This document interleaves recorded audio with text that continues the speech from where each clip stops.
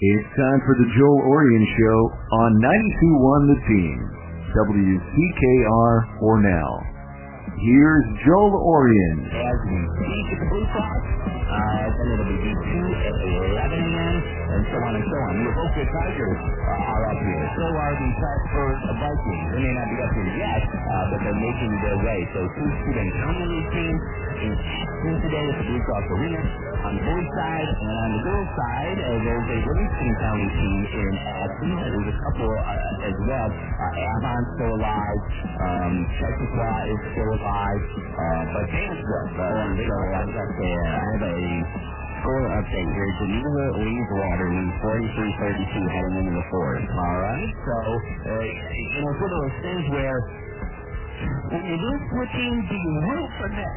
Some people root for them to get just speedboated the next game, beat 90-20. And then other people are like, well, listen, if we're going to lose, we want to lose to the eventual state champ, so we can say, hey, listen, we lost to the best team in our classification. So it's kind of hard, right? You're torn because you're mad at them because they beat them, so you want to see them lose, you feel the emotions you had to feel.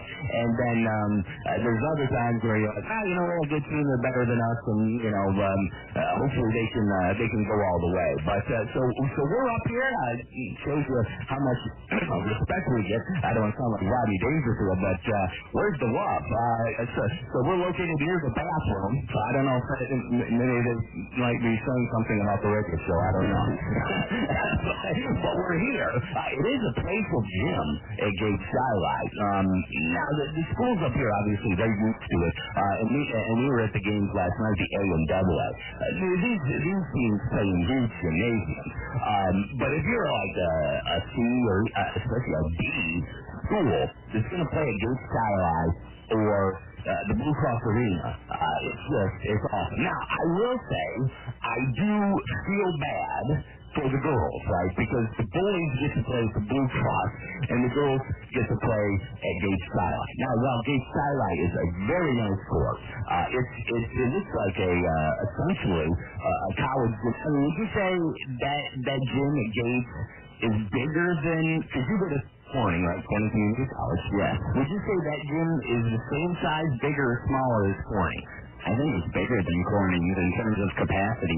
There's some sets of bleachers on both sides, and they're pretty big, and Corning doesn't have a ton of bleachers in there. I mean, the gym is rather large, but they don't have a lot of space to get people in there, so based off of that, I think Gate Skylight is bigger. I mean, the floors are about the same size, but again, it's the capacity. Gate Skylight can fit a ton of people in there, and then you have the outdoor track, or the indoor track that runs around the basketball court and is elevated up a little bit, so it is similar to Corning High Schools, actually, in that regard, but still, I think it's bigger. It's a very nice place, Gate Skylight.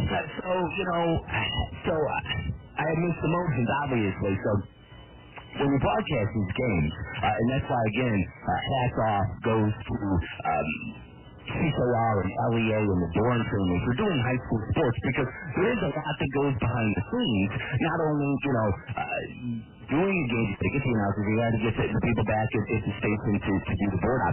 But you have to pay broadcast rights. A lot of people don't know that. To broadcast these games, $150. Now, some people get mad at that and say, it's just, typical New York State money grab, right? If they can get money from you, they're going to do it, or Section 5 or whatever. And on one hand, I do agree with that, well, Jesus, for the kids, you make us pay, and everybody pays, whether you're a TV station, a radio station, I don't know if it's the newspaper guys, just sit in a seat and take notes, so I don't know if they pay, but technically they're supposed to pay. If they want to sit down, on the table and have their laptop and, be a professional, then they've got to pay as well. But I also do understand that the money does go towards renting the Blue Cross out today. The dome for football. The arena in Binghamton last year for the basketball semis and Final Fours in New York State. Baseball, that wasn't necessarily really held in some great locations. That's why a lot of these times they're held at high schools.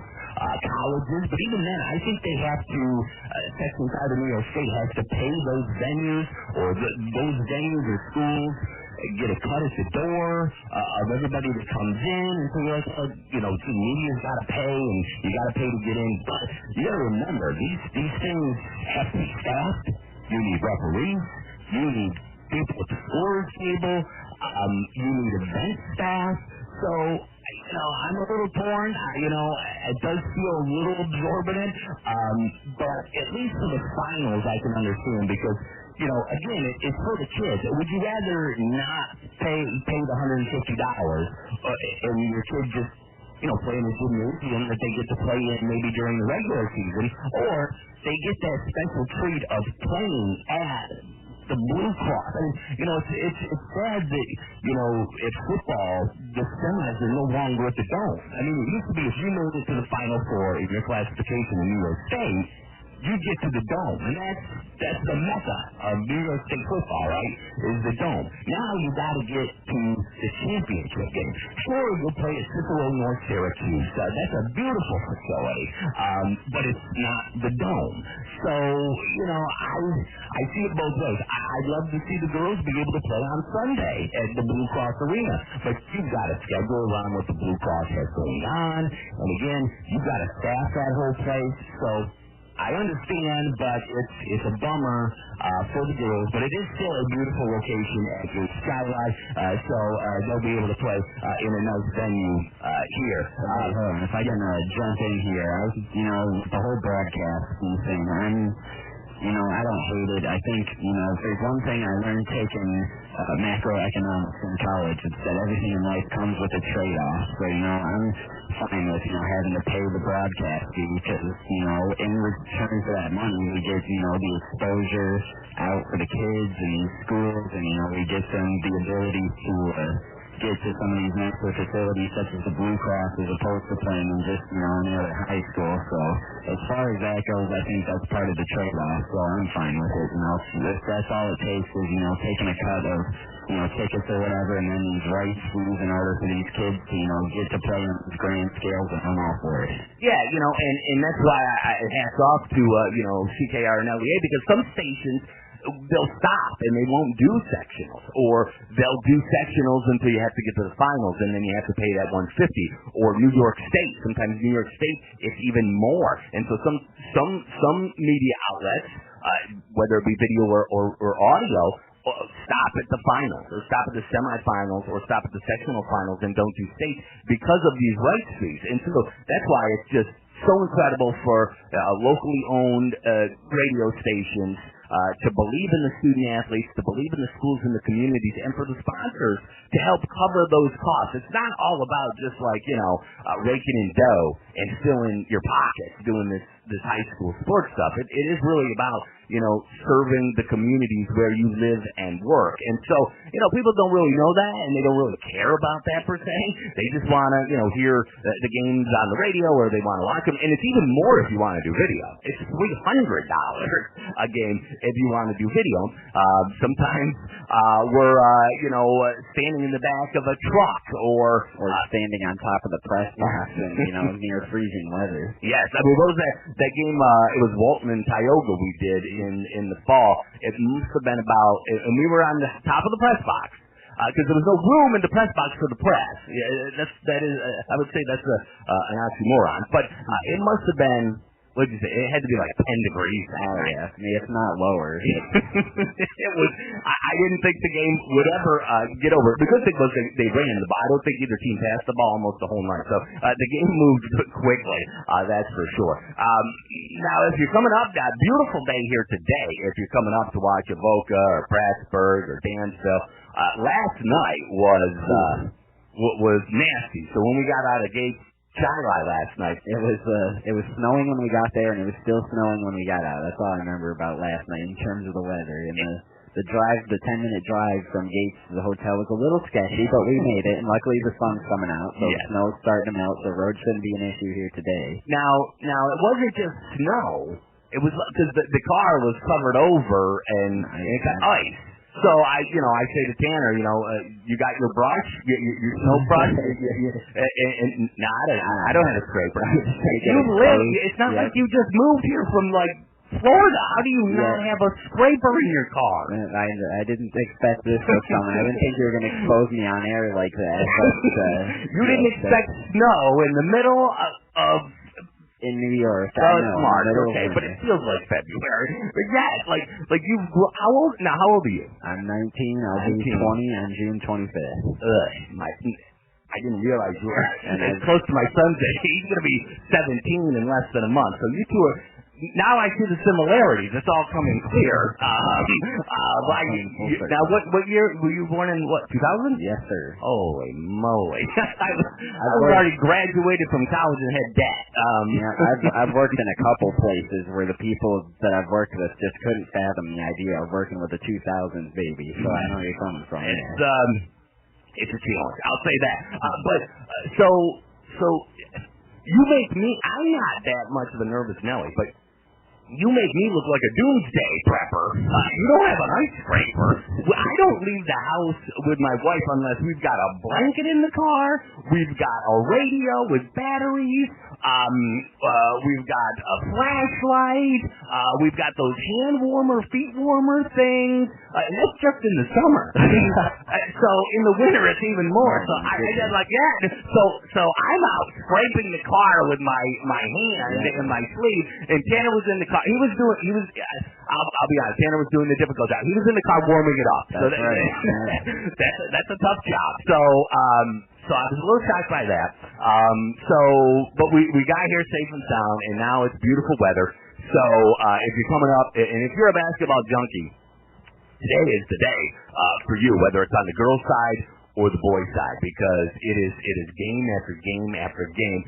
Now, the Blue Cross is a little bit of a different feel, so on the fan side of things, I feel like it's probably not a great experience for the fans, especially when the ice rink is up in the glass, right, Tanner? Because you're not really close to the court very much.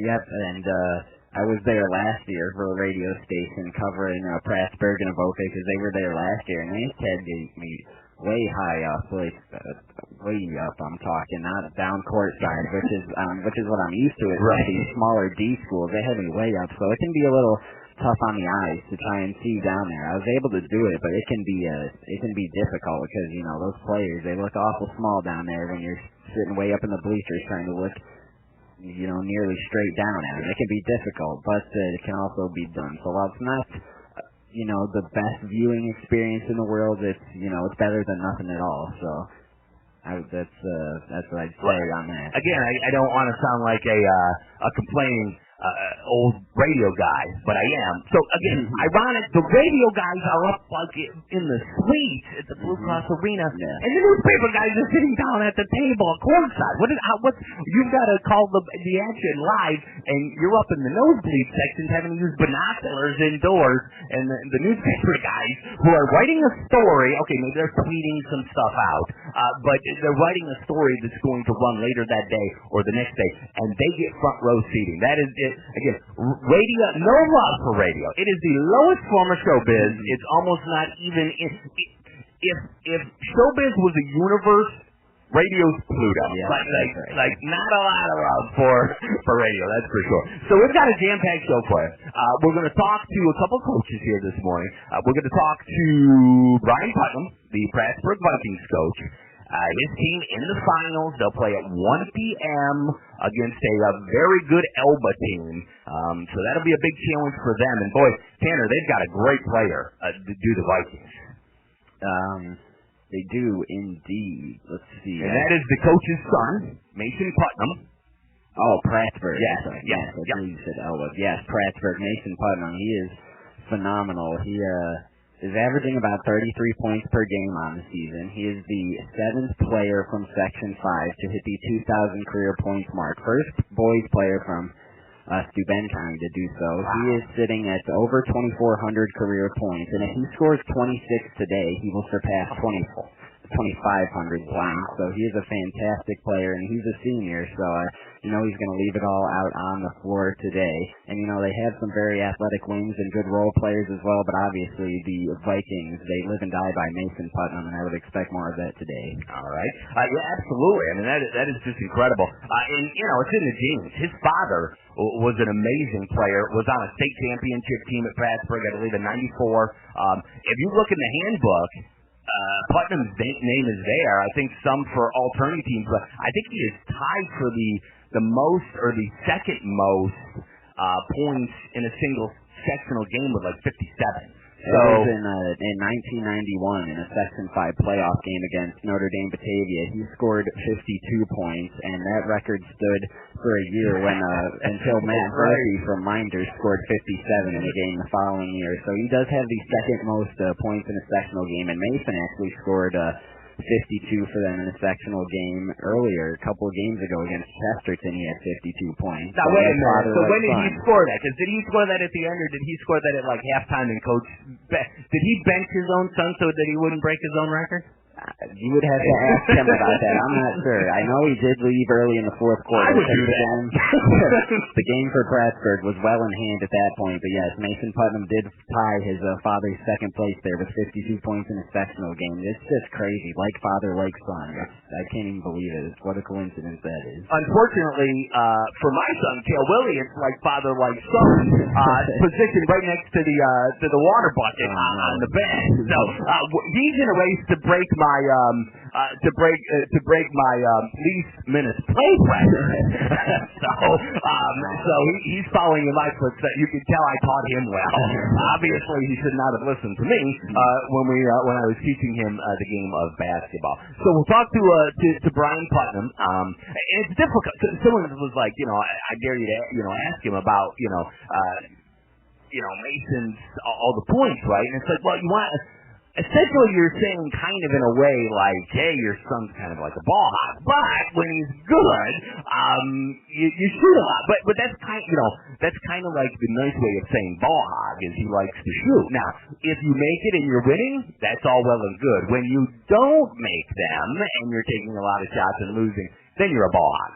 So that's how that goes. And I'm sure Elwood, as you said, Dan, I'm sure Elwood has a great player because they're in the finals. But I was specifically talking about Plattsburgh. So we'll talk to Coach Brian Putnam. He's a disciple of Coach Jim Burke, a legendary coach in Section 5 boys and girls basketball. We will then talk with Kristen Kirchner. She is in her 5th season. She's looking to go back-to-back, winning sectional championships in Class B.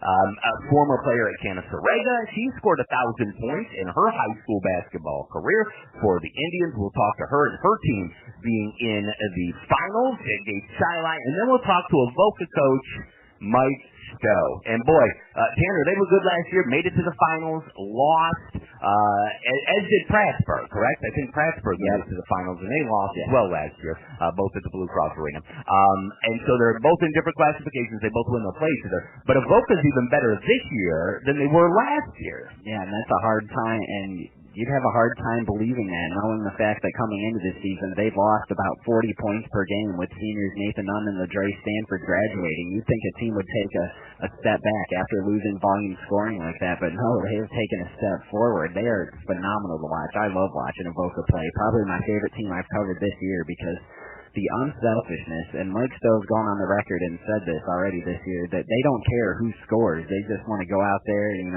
run, get steals, get, layups in transition. They don't care about scoring. They do it by committee, and it works fantastic. Only lost one game this year. It was their opening game on a 21-game win streak. They're just phenomenal to watch. Yeah, so that should be a good game as well because Genesee Valley is a good team. I mean, they're only 18-4, so it's not as good as the 21-1 record of Boca, but don't fall asleep on that record. The Jags are good. Yes, and they have two very good players in the front court, 2 6'3" fellows, Evan Windus and Cody Snyder. Snyder's averaging about 26 and 14 on the year, and he's scored over 1,000 career points, and as well, I believe Evan Windus is averaging a 20-point double-double on the year, and he's scored over 1,000 career points as well. So a very good 1-2 punch.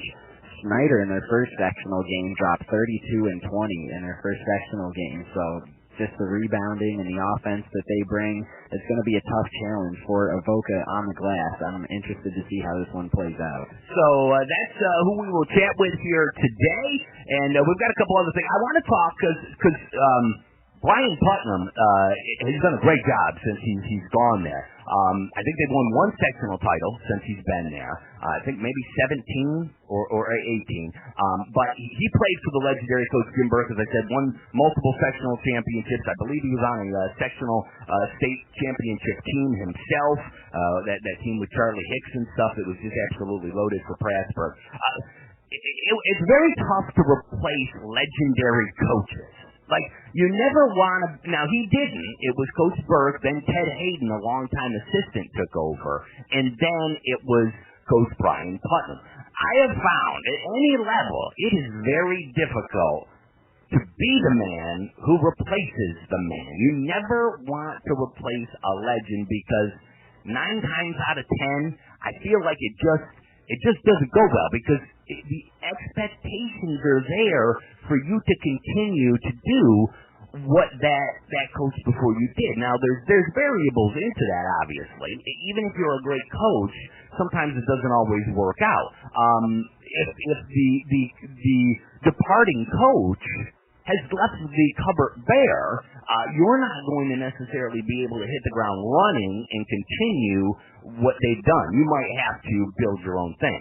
Dean Smith had a long-time assistant, like really old. I forget his name, but like he had white hair and everything, and been with Dean for years, and it just didn't go well because it's kind of like you're the holdover from the last regime, and I just don't know if you have the voice in the locker room and with the kids or with the players if you're an assistant coach and then you get the job. So I want to talk about that. Think about that. Think about some examples of where it worked and where it didn't work. Oh, yeah. And so we're going to we're gonna take a break, and then we'll come back with the interview, and we'll get things rolling. But as I said, think about even with musicians and lead singers. You know, it's hard to replace some lead singers that are very good. Let's take a break. We'll come back with more, and we'll have Coach Brian Putnam, the Prasburg boys coach, on next. It's 92.1 The Team. It's 92.1 The Team contest and promo rules time. Listen up. Here we go. Don't call to win more than once a month. Employees of 92.1 The Team cannot win the prize. Don't forget to pick up the prize within 30 days. If you call to win, your voice goes on the radio. You're responsible for all taxes associated with winning. You cannot exchange the prize for cash or a different prize. Are you tired of high cable TV rates? Sign up for Dish today and get a $500 bonus offer while supplies last. Plus, lock in your price for 2 years guaranteed. Call All-American Dish, your Dish authorized retailer now. 800-706-7063. 800-706-7063. That's 800-706-7063. Offers require credit qualification, 24-month commitment, early termination fee, and e-auto pay. Restrictions apply. Call for details. Hi, Savers. Walgreens here. We like the way you save. Hey, coffee. You know it doesn't have to cost $4 a cup, so you make your own.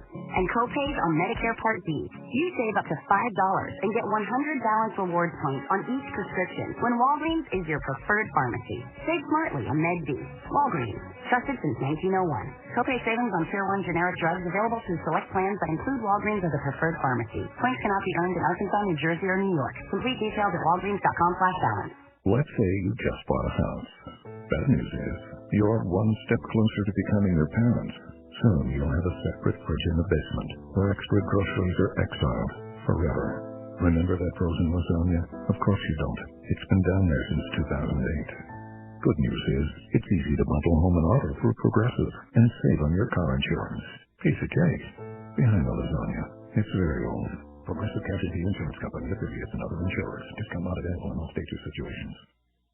The forecast is brought to you by the Village Cafe on Route 36 in Ockport, open 6 a.m. to 8 p.m. Monday through Saturday, and Sunday 6 a.m. to 2 p.m. Serving breakfast, lunch, and dinner with daily specials. The friendly staff at the Village Cafe will be happy to see you. We'll see a few morning clouds around western New York, and skies should become mostly sunny this afternoon. Chilly with a high in the mid-30s. Clear and cold overnight. Temperatures drop off to the low to mid-20s. Not much wind. Sunny and milder Sunday, highs in the mid-50s. Sunday night will feature partly cloudy skies, upper 30s. Partly sunny, upper 50s. Monday, showers on Tuesday, high in the low to mid-50s. I'm meteorologist Doug Webster. 92.1 The Team. I am Joel Oriend, and boy, what there's just a smorgasbord of games today here in the Rochester area. There is a bunch of games at Gates Chi-Li for the Section 5 Girls Basketball Championships, and the boys are in action as well, and they are at the Big House, the Blue Cross Arena. A couple teams representing Steuben County, the Avoca Tigers, and the Plattsburgh Vikings. Let's bring in the head coach of the Plattsburgh Vikings, a graduate, a standout player for Plattsburgh as well. It's Coach Brian Putnam. Coach, thanks so much for joining us. No problem. Thanks for having me. Your thoughts on your team overall as a whole? You're the third seed. You're in the finals. Is this essentially where you expected your team to be at this time of year? Yeah, we did. We set goals early in the season, that one of which was certainly to get back to the Blue Cross Arena to play, and the kids have worked very hard. I think they've had their mindset on that goal throughout the season, and they're there, and hopefully go away with a W. Talk to me about your last game and your thoughts on your team's performance. I thought we came out of the locker room very well. We scored 28 points in the first quarter, held them to 14 or 15. We shot the ball very well. Kind of carried through. We stayed up around that 15 or 20 mark through halftime. I think we only gave up 7 in the second quarter, which was big for us. I was real happy with our play going into the finals. That was a good way to get started here going to the Blue Cross. You know the old saying, you can throw the records out, right? I mean, you're here, so it doesn't really matter. Did you feel like your schedule was a pretty tough one this year? You guys are you're 17-5 coming into today's game. Doesn't matter if you have 1 or 5 losses, you're here. Did you feel like you had built a really good schedule that was going to make your team tested in the regular season? I think that's something we try to do every year. You hit that right on the head. We can play so many league games, and we try to really get our non-league games to be tough opponents for this exact reason. Like you said, it really doesn't matter how many wins and losses you have. It all comes down to the beginning of March here, and I think those tough opponents through the season really prepared us for what's to come. Now, Coach, I want to ask you a question about your son, Mason. It's no secret that his high school career has been spectacular. He's Plattsburgh's all-time leading scorer. He's hit the 2,000 career points mark and many other accomplishments. Now that he's a senior and his career is nearing an end and you can look back in retrospect a little bit, what are your thoughts about your son's stellar career? Oh, he's just been amazing. He's been definitely a solid rock in our program for 4 years now, and we're certainly going to miss him when he's not here next year. He's just an outstanding basketball player and an outstanding leader for sure. Coach, talk to me, and I've talked to many coaches throughout the years. Wayne Carroll at Bath, Jeromo at Livonia, and the great Tom Downing coached his sons at Livonia in basketball. Talk to me about the great parts of coaching your own son, and maybe the hard parts about coaching your own son. The great part is just being around them every day. You get all that extra time to spend with them when you're coaching your own kids. It's just a sensational thing. I think that bond is that much more when you have the opportunity to coach your own kids. It's an incredible experience. As far as the hard parts go, it's probably just separating coach and dad at home. Just letting what happens on the basketball floor be on the basketball floor, and just being dad at home. And Tanner touched upon this, the 2,000-point club. Tanner, how many, and you did some research, how many people in Section 5 have scored 2,000? Only 7. So he's one of 7. Did you ever know? When did you know that maybe your son, who, you were a great player yourself, would be in such an elite club like that? Did you ever have any idea he'd be this good? He's always had a pretty good knack of scoring the basketball, whether it be shooting jump shots or getting to the rim. He does that well. But I don't think you put all the credit on him. He's got to have teammates to get him open and teammates to make opportunities possible. So he was going to be a pretty good scorer right from the start. No idea it was going to be anything like this, but you kind of saw him as a scorer if he was growing up. So let's talk about your opponent here today, the Elba Lancers. Your thoughts on your opponent and what you expect out of them here today at the Blue Cross Arena in the D2 Championship. Elba's solid. They're a pretty senior-heavy team. They got good leadership through the McAllen kid and the Dillon kid. They're going to be very tough. They're going to be tough for us on the boards. We're giving up some size for sure. Dillon is just a monster on the boards. We're gonna have to deal with that for sure. We're looking for a very tough game. So just like Avoca, you guys made it to the Big House last year, which I think is an advantage because obviously the situation, the environment, much different. Just like Avoca, you guys play in some gyms where there's only stands on one side. I don't know if there's many gymnasiums that have, seats or maybe even a stage behind the hoops. So this is obviously a bigger arena. As a player and now as a coach, is that warm-up period extremely important for the kids with just the depth perception and being in such a big arena that is much different than what you play in the regular season? Yeah, it absolutely is. I think you need to take advantage of that 15 or 20 minutes to warm up. Definitely get as many jump shots up as you can. That spatial awareness thing, I think, becomes very important when there's so much space around everything. Coach, and I asked this Coach Mike Stowe, and I was surprised at the answer because you would think in such a big arena it would be really loud. But he said the way the arena is set up and it is so big that it's actually not that loud down on the court, and you can actually communicate with the players much better, and you just hear the squeaking of the sneakers and the coaches yelling. I agree. I think when they have the glass up in the hockey arena, I think that drowns out a bunch of the noise. Mike's exactly right. It is fairly easy to communicate down there as opposed to in our smaller gyms where it gets really, really loud. You got to really scream to get anything heard. All right, Coach. I asked you about your son Mason earlier. Now I want to look ahead a little bit and ask you about your other son, the 8th grader McCoy Putnam, as well as 9th grader Sawyer DeVoe. I know they both got some playing time this year. They played a fair amount off the bench in your last game against Romulus, and Sawyer actually had a career-high 15 points, and he was a spark plug off the bench. But I'd like to know your thoughts on those guys, because it seems like they're the future for this team, being in 8th and 9th grade. So your thoughts on their season thus far, moving ahead, and you think they're up to the task of replacing Mason's 33-plus points per game? I think together they might replace Mason's 33-plus points a game, especially early on. Maybe a little later in their careers they'll do it by themselves. But I think looking at those two, I mean, they're very good players for as young as they are. Like you said, the future definitely looks pretty bright with those two leading the way without a doubt. Very proud of them. We were fortunate to be able to get out to a lead like we did in our quarterfinal and our semifinal game to get them both some playing time and some experience.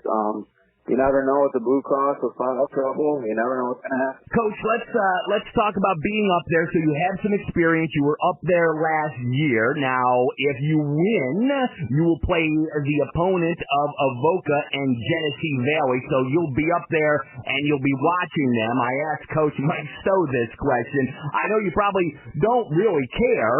You just want to win, so you probably don't really care who you're going to play. But if you had your druthers and you had to pick, would you have a preference? Do you think you match up better with either Avoca or the Genesee Valley Jags? It's really a toss-up with Avoca's quickness and ability to pressure us. You don't really want to play them, but you look at your other opponent, Gen Valley, that they just have so much size that we don't match up with. I don't know that I'd really rather play either one of them. From a matchup standpoint, I think it would be pretty incredible to have two Steuben County teams battling it out again. So if I was going to go one way or the other, I would love to see a Steuben crossover for sure. Well, you and Coach Stowe think the same. He said, I'm going to root for the Steuben County team. Absolutely. Just with the history of, the two programs, be very cool for you guys to maybe hook up once again, and then we would know for sure that a Steuben County team would be a representative in New York State. Coach, you got that right. That's right. Finish this question for me, or fill in the blank. If we're going to win today, we need to do blank. We need to defend. We need to do a great job defensively and limit their good looks and limit them on the offensive rebound.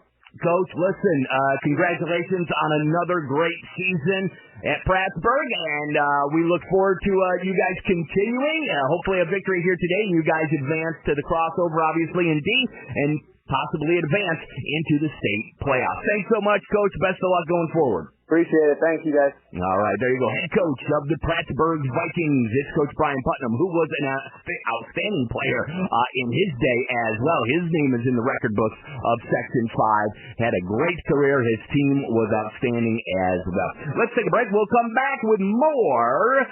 It's the Joel Oriend Show on 92.1 The Team.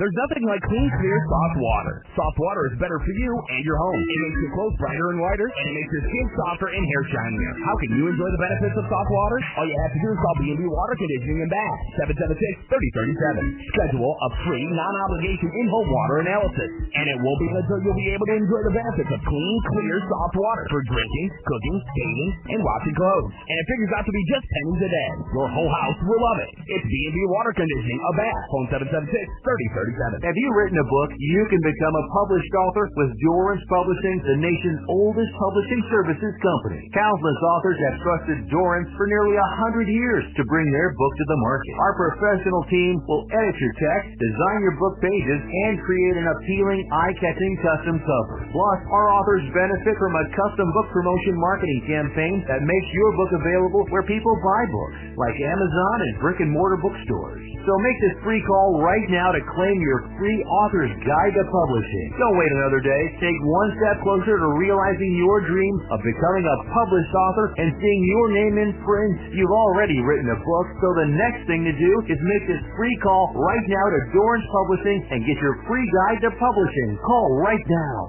800-482-8399. 800-482-8399. That's 800-482-8399. Shop local and save money. How? By taking advantage of our ongoing certificate sale. You can find all the details on our website, WLEA.net or fun921.com. Click on Shop Certificate Auction Sale, select the one you want, then come up to our station on Asquaw Hill Road, Monday through Friday, 10 a.m. to 4:30 p.m. to pick them up. Don't have a computer? Come to our station here on Asquaw Hill Road and check out the list here. Here are some of the sponsors we have certificates for: Amy's Restaurant in Genesee, B&D Stove, Country Kitchen in Hornell, Berry Vine Creations in Artport, and Classy Cafe in Hornell. Again, those web addresses, WLEA.net. It is the Joel Oriend Show on 92.1 The Team and 92.1theteam.com. And we are up here at Gates Chi-Li, and it's just a slate full of great games today at Gates Chi-Li. The girls play here today.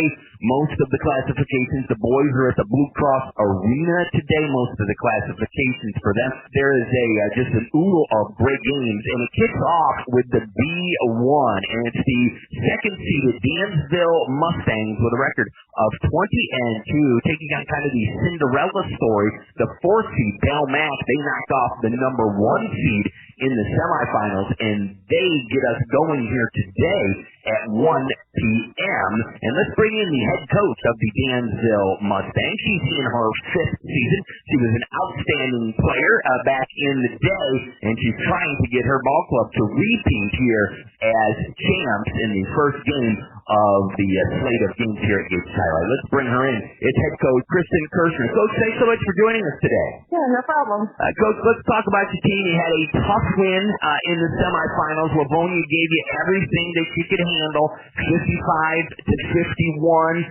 LaPlante and Young had big games for you in the semifinals. Talk to me about your team's performance and your thoughts on the game in the semifinals against the Lady Bulldogs. Well, we knew going in that Livonia was going to give us a good game. They're a really good team, and we've already played them twice during the regular season, so coming in a third time, we knew we were going to have to play them in order to come out with the win. But I thought that my team played really hard all the way down the stretch through all four quarters, and we had a lot of players step up as well, come in off the bench, and had really good games, and I think that it was a really well-rounded team effort. Coach, let's talk a little bit about your opponent, the Palmac Lady Red Raiders. They defeated the number 1 seed in the semifinals to advance to the B1 finals. What can you say about the Palmac Lady Red Raiders and their style of play? I think Palmac has a really good team and a really good program. I think that they have a lot of really good athletes as well. They like to play a pretty fast-paced game.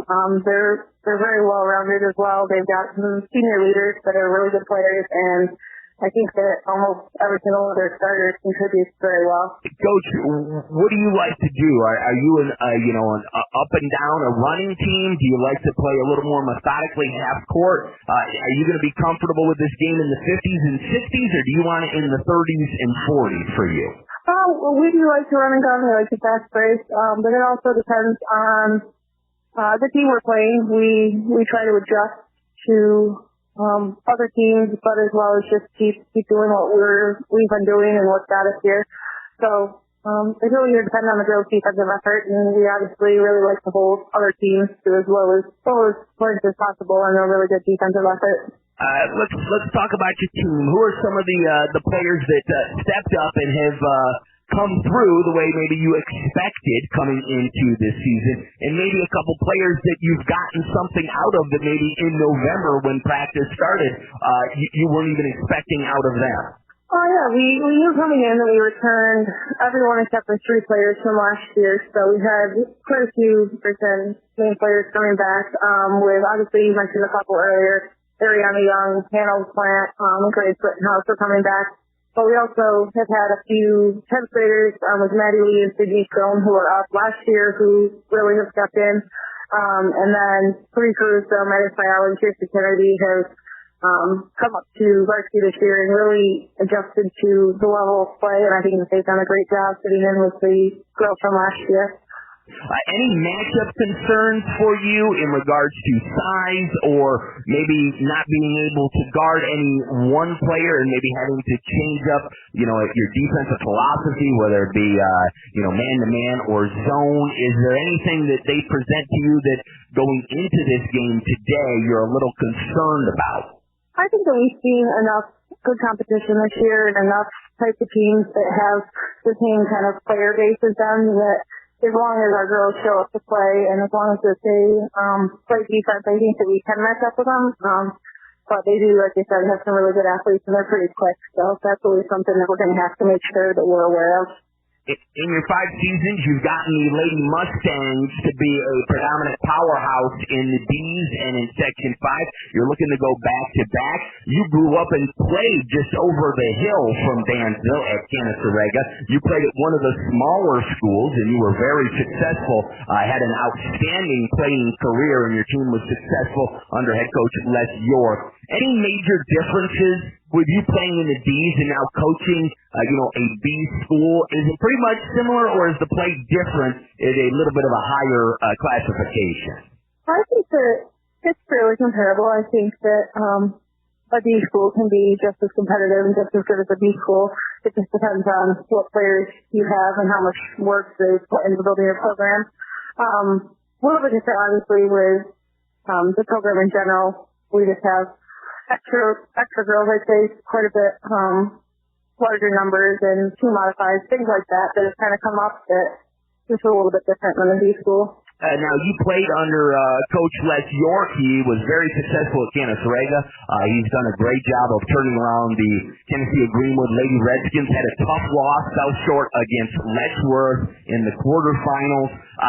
Do you stay in touch with Coach York at all, and maybe talk X's and O's with him? And what's one thing maybe you took away from him playing under him that you do now as a coach?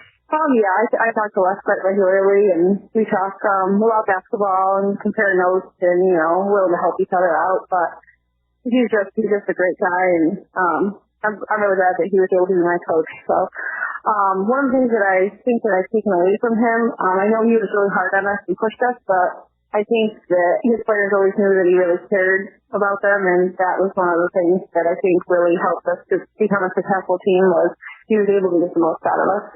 Now, you were a great player, as I mentioned, at the high school and college level. And I know some players, even when they retire from the pros or college or high school, when you're such a competitor and you're so good, sometimes you're looking for that void to fill because you can lace them up probably on Sundays in the rec league. But does coaching fulfill that void of playing in that competitiveness and that camaraderie being around the team for you? I think it does. I mean, more rewarding being a coach than it is a player. Obviously, it's nice to be able to do that with your own team in high school or college or whatever, but it's really nice to be able to help a bunch of girls be able to reach success and see them get a lot of fulfillment out of it and have a lot of fun playing the game. And now, there's 4 games here today, 1, 3, 5, and 7. You're the first game. Do you like that? Do you like getting right off the bus and being the first ones and not having to sit around and watch other teams? Or would you prefer maybe to be one of the later games and not have to be the opening act? No, I like it. I think the girls are going to get up and be ready to play. I think that they wouldn't like to wait until 5 p.m. So hopefully it'll be a good thing. Finish this sentence for me. If we do blank, we'll win today. Play good defense and rebound. All right. Well, listen, Coach, congratulations on another outstanding season. You're 20-2, looking to go back-to-back. Any assistant coaches or anybody behind the scenes or part of the program that you'd like to give a shout-out and mention to that help you throughout the year? Yeah, Mike Davis. He's my JV coach and my assistant. And he puts in a lot of time, and he does a great job with the program as well. Listen, Coach, thanks so much for joining us, and hopefully your season continues. Best of luck today against the Pale Match Lady Red Raiders, and maybe we'll chat with you down the road. All right, sounds good. Thank you very much. All right, there you go. Head coach of the Gainesville Lady Mustangs, Kristen Kirchner, in her 5th season, looking to go back-to-back in the Bees, and they will kick it off today here at Gate Skyline, taking on the 4-seeded Pale Match Lady Red Raiders. It's the LCAA against the Finger Lakes in Class B. Let's take a break. We'll be back with more of the Joel Oriend Show on NQ1 FM, The Team. And you're on Medicare, Medicaid, or have private insurance, you may qualify for a new continuous glucose monitor. Managing your diabetes is crucial to your health. The new CGM can automatically and easily help you manage your diabetes more effectively. And by using the CGM, you can eliminate the one thing most people with diabetes dislike the most: finger sticks. Now you can automatically manage your diabetes and end the painful finger sticks. Solara Medical Supplies makes it simple for you to have a new CGM. We'll do all the insurance paperwork for you and deliver the newest in diabetic care technology right to your door. Take charge of your diabetes today with the help of a new continuous glucose monitor. Call now to learn more. 800-546-2806. 800-546-2806. 800-546-2806. That's 800-546-2806. Grease is cheap, but the airfare costs a fortune. Towels? Not much closer, and again, airfare... What about Puerto Vallarta? Let's face it, flying anywhere is just too expensive. Wait, what's this? Low-cost airlines. With one call to low-cost airlines, you'll drastically slash your travel costs. We're talking insanely low airline prices to any of your favorite destinations. Where would you like to go? London, Rome, Costa Rica, Australia? Wow, that's cheap. So why wait? Call now to learn how crazy cheap it is to fly anywhere in the U.S. or international. Our prices are so low, we can't publish them. The only way to get them is to call to instantly hear the most amazing best deals on airline travel. It's that easy. So call now and start packing. 800-368-5184. 800-368-5184. 800-368-5184. That's 800-368-5184. Here's your Saturday Sports Flash here on 92.1 The Team. Boys sectional action last night from the Big House in Class C1. Number 2, Marcus Whitman defeated Red Jacket 63-44 for their first sectional title in 34 years. In Class C2, number 1 Lions beat number 2 Perry 46-45. In Class C3, Cal Mum, number 1 beat number 2 York 72-43. Cal Mum wins the Class C3 title for their second consecutive season, and York finishes as runners-up in sectionals for the second consecutive season. Boys sectional action today at the Blue Cross Arena in Class B1 at 9 a.m. It'll be number 1 Geneva against number 3 Waterloo. In Class B2 at 11 a.m. it'll be number 1 Avon against number 7 Waco. In Class D2 at 1 p.m. it'll be the 1 seed Elba Lancers taking on the 3 seed Prattsburg Vikings. In Class D1 at 3 p.m. it'll be the number 1 Avoca Tigers against the number 2 Genesee Valley Jaguars. Class A2 at 5 p.m. will see number 1 East take on number 7 N.E. Douglas. Class A1 at 7 p.m. will be number 1 Irondequoit taking on number 3 Eastridge. And Class AA at 9 p.m. will be number 4 McQuaid against number 2 UPrep. Girls sectional action last night from Letchworth. In Class D2 it was number 1 Elba over number 6 Andover 48-40. Elba wins their 4th straight sectional title. Class D1 saw a pretty large upset as number 7 Pavilion knocks off number 1 Fillmore 50-37. At Gates Chi-Li last night in Class AA action, number 3 Bishop Kearney beat number 1 Penfield 54-44. Bishop Kearney wins their 3rd straight sectional title. In Class A, number 2 Pittsburgh Mendon beat number 1 Irondequoit 53-47. Girls sectional game at Gates Chi-Li. Class B1 at 1 p.m. number 4 Palmac will take on number 2 Dansville. In Class B2 at 3 p.m. number 1 Penn Yan will take on number 2 Avon. In Class C1 at 5 p.m. number 1 Pembroke will take on the Cinderella Story number 11 Letchworth. And in Class C2 at 7 p.m. number 1 Lions will take on number 2 Keshequa. In men's college basketball, the 19 and 11 St. Bonaventure Bonnies are on the road today at St. Louis, who's 20 and 8, tip off at 7 p.m. The SU Orange, who are 17 and 13, are in the Sunshine State to take on Miami, tip off today at 3 p.m. The Buffalo Bulls are 20 and 11 after beating Bowling Green 88-84 last night. Next up, the A-10 tourney. In women's college basketball, the SU Lady Orange, the 8th seed in the ACC tourney, lost to 1 seed Louisville yesterday, 71-46, finishing the season 16 and 15. The UB women's team, who are 17 and 11, host Kent State today, tip off at 1 p.m. And that does it for your Saturday Sports Flash here on 92.1 The Team.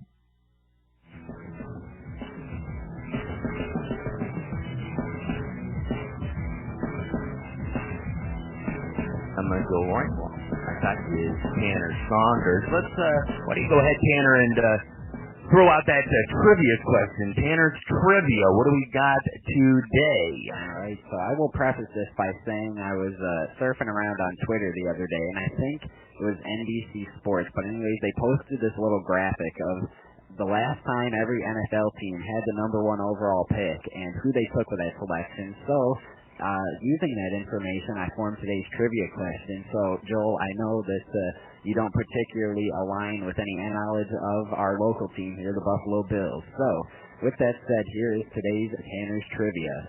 When was the last time the Buffalo Bills held the number 1 overall pick in the draft, and who did they take with that selection?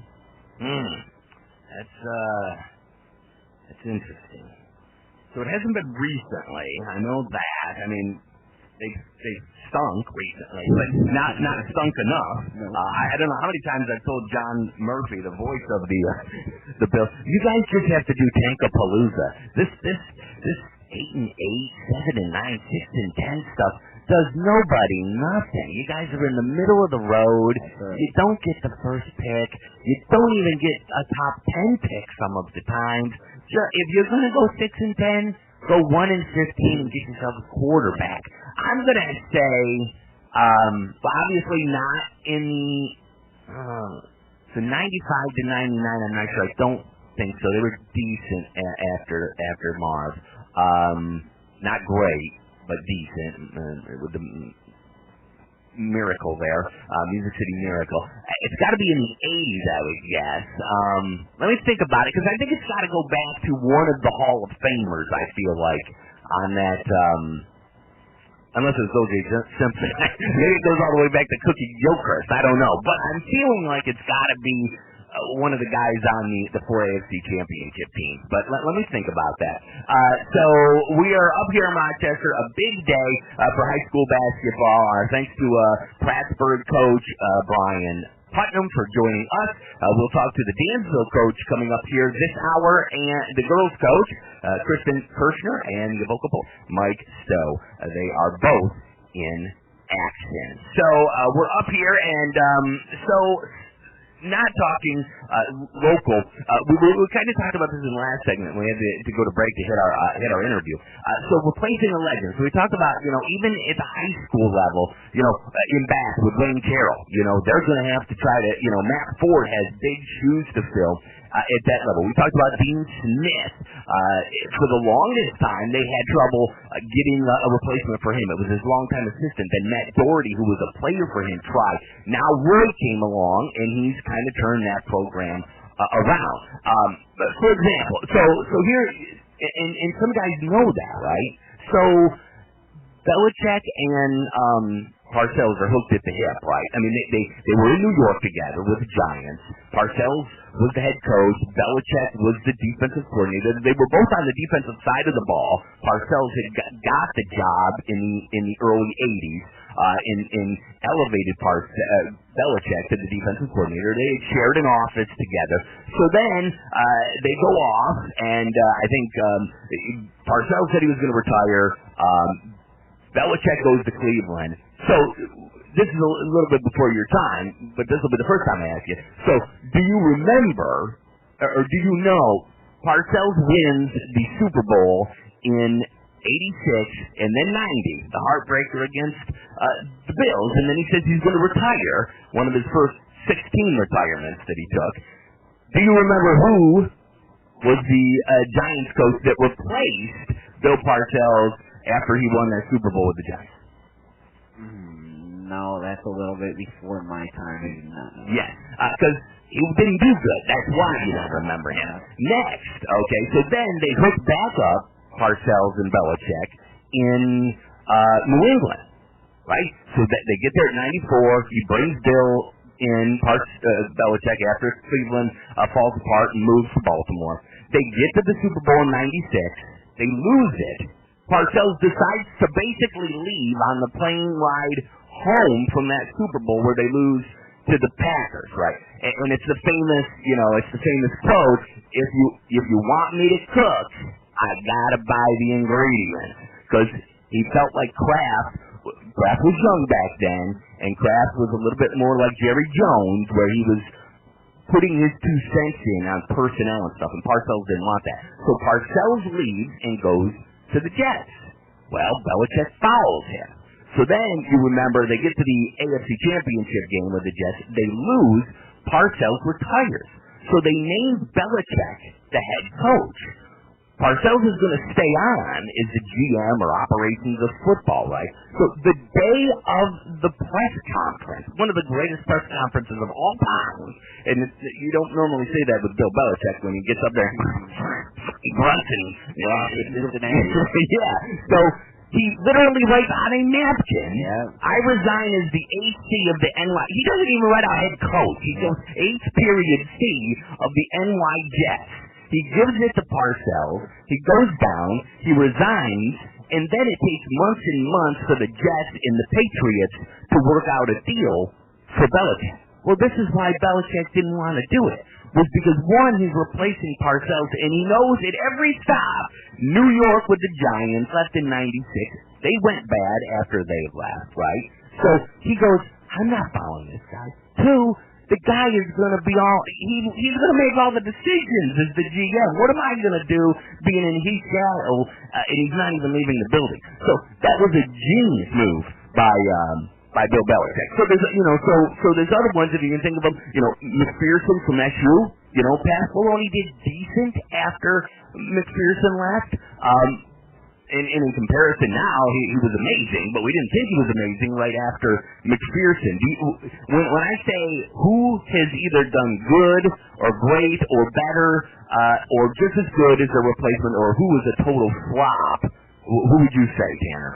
Well, I looked up a couple examples from some of the major sports leagues. You look at in the NFL, Jimmy Johnson and Tom Landry is kind of a success story. True. Jimmy Johnson took over for Tom Landry in Dallas. Landry was the head coach of the Cowboys from 1960 to 88 before he was fired by Jerry Jones after going a career 250, 162, and 6. And then once Jimmy Johnson comes in, he is able to equal Tom Landry's 2 titles, and not to mention he had to rebuild kind of a decimated Dallas roster before winning those 2. Then you look at another success story. Well, before you move on, Jerry Jones, that was Jerry's first move as a new owner, and he got a lot of flack for that. People hated him, but it was the right move. Sometimes it's time to move on from the next guy. Landry was not as good as he was 25 years ago. The fedora was cute in the 80s. It wasn't working anymore, though. And it was a big move, a lot of controversy. I mean, Landry, literally invented the 3-4 defense. It's hard to let someone go who's invented of the game, but it was a great move by Jimmy. And before we move off of Dallas, people, don't tell me Barry Switzer after Jimmy, because that was Jimmy's team that next year when Jimmy left Dallas. So I do not give Barry Switzer a lot of credit for that last championship over the Bills in 1994. Another success story, you look at going from Chuck Noll to Bill Cowher in Pittsburgh. Chuck Noll won 4 titles with the Steelers and then left the game after the 91 season, and he was replaced by Bill Cowher. And Bill Cowher is one of those few guys that was able to thrive in the shadow of a legend. He won 149 of his 240 games as the head coach of the Steelers, including a Super Bowl. And then you move over to some not-so-successful stories. Look at George Halas, who was a legendary coach of the Chicago Bears. He won 6 titles as his time as head coach of the Bears from 1920 to 1967. He was replaced by Jim Dooley in 1968, who was a former first-round draft pick of the Bears, and he lasted until 1971 with a 20-36 record in that time. And speaking of the Chicago Bears, you look at Mike Ditka. He only won 1 Super Bowl in 11 years with Chicago, but he certainly was and is a legend in that city. He won 106 games in Chicago, and he was replaced by Dave Wanstead afterwards, and he won no more than 9 games in any of his seasons with Chicago, spanning from 1993 to 1998. So it's kind of a mixed bag. You have your success stories, but by and large, there's a lot of not-so-successful stories.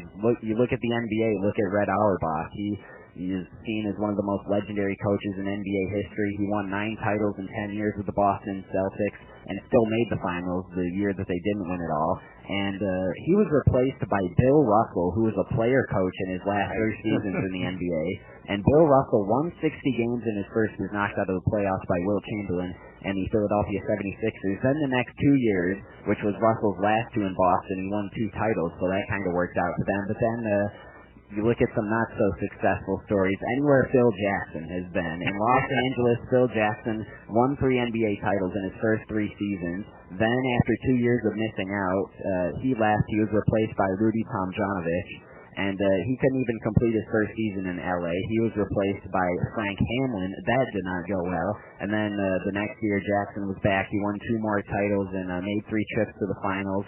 And when he left the second time, he was replaced by Mike Brown, who lasted 1 lockout-shortened season and then 5 games into the next. And you look at in Chicago, he won 6 titles before he moved on, and a lot of Chicago's talent moved on with him, i.e. Michael Jordan, and there was nothing left but scraps for their next coach, Tim Floyd, to pick up. And he won a combined 49 games in 3 seasons. So, it's hard to replace a legendary head coach, especially a guy like Phil Jackson, who's won 11 NBA championships. So, again, in the NBA, kind of a mixed bag. You have your success stories, but a lot of failure, too. And I have a couple, and we'll get to those maybe in the next segment. If you have any that you're thinking about, 921theteam@gmail.com. 921theteam@gmail.com. Whether it's local, college, NFL, NBA, NHL. I don't know much about the NHL. I feel like Scotty Bowman was real good with the Red Wings there in the 90s with Fedorov and Yzerman and stuff. And I feel like when Bowman left. So if you have one that somebody was able to, replace and do just as good, if not better, or one that it didn't work out for the longest of times, you can email that guy. One, I will say this about Pittsburgh. Cowher, he was consistent, but he didn't win that title until it was with Big Ben there in the late aughts. Coming off of that steel curtain, how many had they won? 4 or 5. So he had gotten to a lot of AFC title games, and a lot at home, and they lost a lot of them. I would say, it's hard because if he doesn't win the Super Bowl, you can say he was consistent and they were good. And if you get to the AFC Championship game, I guess if you consider that successful, and some franchises consider that very successful, some others don't. I guess you could, I guess you could say that. Great one was Phil Jackson, tough to replace Phil, and a lot of it does come down to again the players. If there's the cupboard is bare, there's no one to go to start with. You got to kind of start your own team, especially in college with recruits. You're constantly recruiting. You got to get your own guys in there. They say you got to get your own coaches. You got to get your own players. So here's another example. Then I want to move on to this Tom Brady story. So I mentioned that, right? So Patriots. When Parcells leaves the Patriots in '96. Can anybody remember who became the head coach? I know Carroll was there for a short time. I don't know if he immediately followed Parcells or not. Obviously, it didn't work. New York Jets. Belichick declines the job. Can you remember who took the job? Is it Rich Kotite? It might have been Rich Kotite. And that did not work out. That's very true. Let's say another example would be... he was kind of successful. Do you remember when Jimmy Johnson left the Miami? He won a national championship. Remember who replaced him? I do not. No. See, I need you around more. You're a good wingman. Like you're good at you answered the questions that I need. I need you around when I'm arguing with my wife to be able to help. See, when you're younger, you need a wingman when you go out to the bar, and I used to have guys come up to me when I was at the bar talking to them, go, "Hey, you're the guy on the radio." Right? Oh yeah, I am. Now I need a wingman to help win arguments with my wife. So I believe, and Google this for me, Tanner. I believe Ray Handley replaced Parcells with the Giants. Let's see if my memory is correct. It's got to be 91 or 92. It wasn't Fossil, because Fossil did get into the Super Bowl in 2000.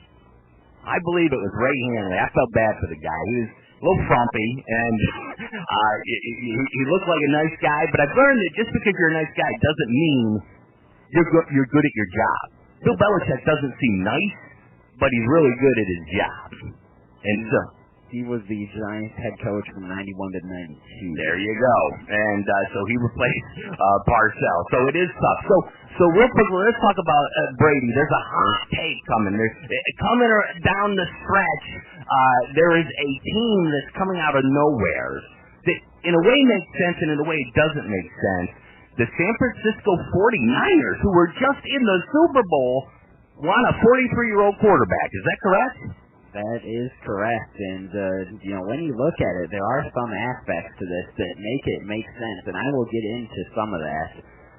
For San Francisco, it just depends on how much of an upgrade they think Tom Brady is over Jimmy Garoppolo, and when you look at last season for Brady, spectacular. He finished with his lowest completion percentage since 2013, threw for his fewest touchdowns in a full season since 2006. And he finished 18th in passer rating, below people like Gardner Minshew and Phillip Rivers. But you have to take into consideration, he was working with perhaps the worst offensive personnel that he ever has. Rob Gronkowski retires last spring, so they're trotting out guys like Matt Lacoste and 39-year-old Ben Watson at tight end. Antonio Brown and Josh Gordon don't work out because of off-field issues. Their first-round draft pick, N'Keal Harry, and mid-season trade acquisition, Mohamed Sanu, were hampered by injuries. Isaiah Wynn, their left tackle, is on IR. David Andrews missed the whole season. Their center with blood clots in his lungs. And James Devlin, who's quietly an important piece of their offense, his season ended in September with a neck injury, so you don't really know what you're getting with Brady if he still has it. But even with that, Garoppolo was a big liability for the 49ers in the Super Bowl. He repeatedly missed receivers, he threw a couple back-breaking picks, and he generally just looked lost out there with the pressure from the Chiefs' defensive front. They held a lead in the fourth quarter, but they gave up 21 unanswered, and they never made it past the Chiefs' 49-yard line. Now, not all of that falls on Jimmy Garoppolo, but a lot of it does, the offensive struggles. And Jimmy Garoppolo, he was really limited in the playoffs leading up to the Super Bowl. He threw just 19 passes in the divisional round and 8 in the NFC Championship games. And when the team needed him to deliver on the biggest stage in the Super Bowl with the brightest lights, he couldn't. Now, when you look at the 49ers, they provided Brady with several things that he lacked last year. Namely, he gets a couple young, reliable receiving options in Deebo Samuel and Dante Pettis. He gets the West Coast version of Rob Gronkowski and George Kittle. And he gets one of the league's best defenses and rushing attacks, all with an offensive wizard in Kyle Shanahan as head coach. Now, I know you guys are listening out there. You're thinking, you're like, Jimmy Garoppolo is only 2 years into a 5-year, $137.5 million contract. But the 49ers could make this move without incurring much of a financial hit. If they cut Jimmy Garoppolo outright before April 1st or trade him before June 1st, they would result in just $4.2 million of dead cap on the books for 2020. And the salary cap is expected to rise to over $200 million, so $4.2 million penalty compared to the $200 million cap is just a drop in the bucket if they wanted to cut bait on Jimmy G. Now, if they were to do this move, it would free up $22 million in cap space, and they would have about $40 million in total for this offseason. Brady's expected to fetch around $30 million on the open market, so he would eat up a big chunk of that, but San Francisco would still have some wiggle room to try and re-sign veterans like receiver Emmanuel Sanders and fullback Kyle Juszczyk. And I think this move makes a lot of sense for Brady on the football side, but he has a kind of an emotional connection with the team as well. He was born and raised in San Mateo, which is about a half hour south of San Francisco.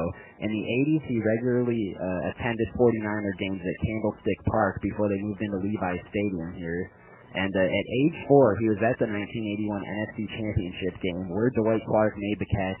He grew up idolizing Joe Montana, so I think, when you originally heard, Brady and the 49ers could possibly be a move, you're like, well, that's crazy talk. But when you start to dig into it, it actually kind of makes sense, football-wise and, with some of the sentimental stuff. So I see it from both sides, from Brady, right?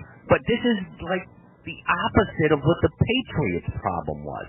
So Belichick wanted to keep Garoppolo and get rid of Brady because they had kept franchising Garoppolo, and they couldn't franchise him again, or Garoppolo would be making way more money than Tom Brady. So Brady goes to Kraft and says, you got to get rid of this guy, because when Garoppolo replaced Brady in Deflategate, I think he went 2-1. He actually got hurt, so he didn't play that last fourth game. But and the Bills won that game. That's right. That's right. That's one of the few over the last 20 years you guys have gotten. So there was a lot of drama, right? So he knew that Brady. He wouldn't help Garoppolo. He wouldn't talk to him. He treated him like his little brother. Kind of like how Brett Favre treated Aaron Rodgers in Green Bay. He knew that was him, right? When Bledsoe got hurt and Brady took over, he never relinquished the reins, right? So he goes to Kraft and says, listen, it's either me or him, pal. So Kraft goes to Belichick and says, listen, we're not getting rid of Brady. Well, Belichick says, we could have 2 to 3 years of the best quarterback ever, Tom Brady. Or we could have another 10 to 15 with the guy I think can be almost as good as him. Don't we want that another 10 to 15? And Kraft says no. So he gets his way, says Kraft, and Brady. So Belichick says, okay, I see what you're doing here. Okay. He could have shipped Garoppolo to Cleveland and For a got third. more. Yep. But he calls up Kyle Shanahan and says, we'll give you Jimmy Garoppolo for a second. Because he likes Jimmy right now. So he doesn't want to send him to the Siberia of the NFL, Cleveland, right? So he helps him out. He knows the Shanahans, Belichick, Mike, and Kyle. So he does them a solid. He does Jimmy G a solid. There's stories that they text each other after every game. Bill Belichick. I mean, Bill Belichick doesn't seem like a woman, fuzzy kind of guy. Love the game today, Jimmy. But he's doing that. So I get that.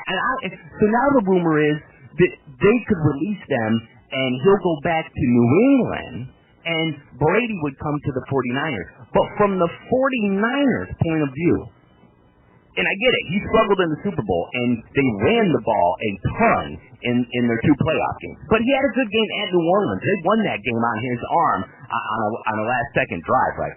You're going to give up on a guy that you traded for who is going to start going into his prime. And if you thought he was the guy you traded for him, right, you're going to give him up to then bring Brady in, who's 43, and at the most, maybe, and maybe it's a win now. Maybe they're like, we don't care. We want a Super Bowl in the next 2 years, and then we'll stink. It's kind of like the Miami, the Florida Marlins. We're going to win, and then we'll be bad for many years. So I don't see it from the Niners' point of view. It seems like they're mortgaging the future for an immediate bump in sales, jerseys.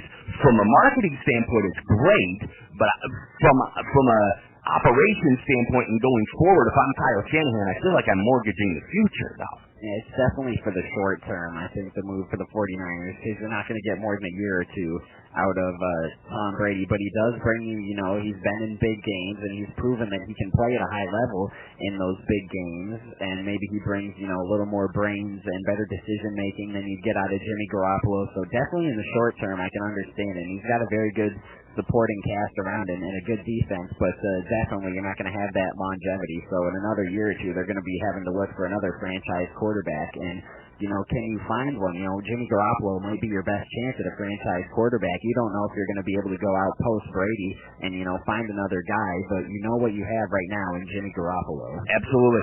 So we'll take a break here. But he was a fan of Montana's, and Montana did end his career in Kansas City at an AFC Championship game. I believe it was against the Bills that he lost against in '93, possibly. So I can see that. I wonder, and I understand from Brady, right? He has never tested the free agency water. He's the greatest quarterback of all time. I'm wondering, though, you remember how LeBron made his decision? He was at the Boys and Girls Club, and I'm taking... kind of like a whole spectacle with the whole TV thing. Like, I'm taking my chance to sell food. Do you think Tom Brady will make his announcement like... I'm envisioning it like a fashion show of Giselle's, right? And he's modeling his new Ugg boots and his new, Armani outfit, and he says, I'm taking my talent on the runway to San Francisco. I don't think Tom will probably go down that route, because that certainly hurt LeBron. He'll never probably live that down because he turned it into such a spectacle. And final note as we go to break, you hit it. How many NFL Hall of Famers has Brady played with or will be Hall of Famers when he retires? Randy Moss is about it. That's the best wide receiver he's ever had. I don't think you'll ever have a running back that will end up as a Hall of Famer. Gronk will be a Hall of Famer. Yes, and Edelman might be a long shot. Like, he's had some pretty good postseasons. I don't know. That's a tough one. But he's, borderline. But other than that, Randy Moss and Rob Gronkowski are really the only two bona fide Hall of Famers that Brady's played with in his career. Let's take a break. If you have any suggestions for somebody who's replaced the legend and done well or hasn't done well, you can email us, 921theteam@gmail.com. Let's take a break. We'll talk to the Dansville girls basketball coach next. Her team in action today at 1 p.m. against Palmac at Gates Chili. It is the Joe Oriend Show on 921 The Team. Here's a reminder from Lewis Garage Doors of Hornell about a blood drive coming up on Monday, March 9th at the Genesee American Legion. Lewis Garage Doors located at 40 Park Drive, Hornell, specializing in residential, commercial, and storage doors.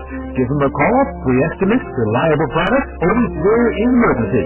Lewis Garage Doors of Hornell. Again, that blood drive is Monday, March 9th at the American Legion, 61 West Main Street, Geneseo, and the hours 2 until 7. I am a Warner County spokesperson representing a team of lawyers who help people that have been injured or wronged. If you've been involved in a serious car, truck, or motorcycle accident, or injured at work, you have rights, and you may be entitled to money for your suffering. Don't accept an offer you get from an insurance company until you talk to a lawyer, and we represent some of the best personal injury lawyers you can find. Tough lawyers that will fight to win your case, and they're so good they stake their reputation on it by only getting paid if you win. So if you've been in a serious car, truck, or motorcycle accident, or hurt on the job, find out today for free what kind of compensation you may be entitled to. Call the legal helpline right now. 800-791-4478.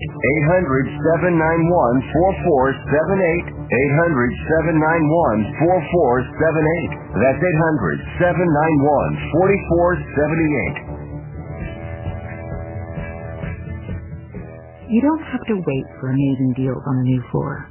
Get spring Black Friday deals right now at Lumber Liquidators Flooring. This week, save up to 35% on gorgeous hardwood and waterproof vinyl floors. Plus, we can arrange for installation by professional, independent contractors. And with special financing, you can get started today. These are the floors homes are built on. Lumber Liquidators Flooring. Twice a year, something extraordinary happens. You get access to exclusive Dell employee savings. Dell's semi-annual sale is here, and uncompromising designs are now yours for less. Save an extra 17% on Dell and Alienware computers with Intel Core processors. It's time for you to upgrade to new, modern devices with Windows 10. Save on a wide selection of top-brand electronics and accessories, plus free shipping on everything. Call 800-BUY-DELL or visit Dell.com/semi-annual sale. That's 800-BUY-DELL. The forecast is brought to you by the Village Cafe on Route 36 in Oakport, open 6 a.m. to 8 p.m. Monday through Saturday, and Sunday 6 a.m. to 2 p.m., serving breakfast, lunch, and dinner with daily specials. The friendly staff at the Village Cafe will be happy to see you. We should see a good deal of sunshine this afternoon across western New York, temperature in the mid-30s. Clear skies overnight, light winds, temperatures drop off into the low to mid-20s. A much milder day Sunday with plenty of sunshine, mid-50s by mid-afternoon. Partly cloudy, milder, upper 30s Sunday night. Partly sunny, mild Monday, 55 to 60. Showers, mid-50s for Tuesday. I'm meteorologist Doug Webster. It is the Joel Oriend Show on 92.1 The Team and 92.1theteam.com. And we are up here at Gates Skyline. It's just a slate full of great games today at Gates Skyline. The girls play here today. Most of the classifications, the boys are at the Blue Cross Arena today. Most of the classifications for them. There is just an oodle of great games. And it kicks off with the B1. And it's the second-seeded Dansville Mustangs with a record of 20-2, taking on kind of the Cinderella story. The 4th seed, Dale Mack, they knocked off the number 1 seed in the semifinals, and they get us going here today at 1 p.m. And let's bring in the head coach of the Dansville Mustangs. She's in her 5th season. She was an outstanding player back in the day, and she's trying to get her ball club to repeat here as champs in the first game of the slate of games here at Gates Skyline. Let's bring her in. It's head coach Kristen Kirchner. Coach, thanks so much for joining us today. Yeah, no problem. Coach, let's talk about your team. You had a tough win in the semifinals. Livonia gave you everything that you could handle, 55 to 51. LaPlante and Young had big games for you in the semifinals. Talk to me about your team's performance and your thoughts on the game in the semifinals against the Lady Bulldogs. Well, we knew going in that Livonia was going to give us a good game. They're a really good team, and we've already played them twice during the regular season, so coming in a third time, we knew we were going to have to play really good in order to come out with the win.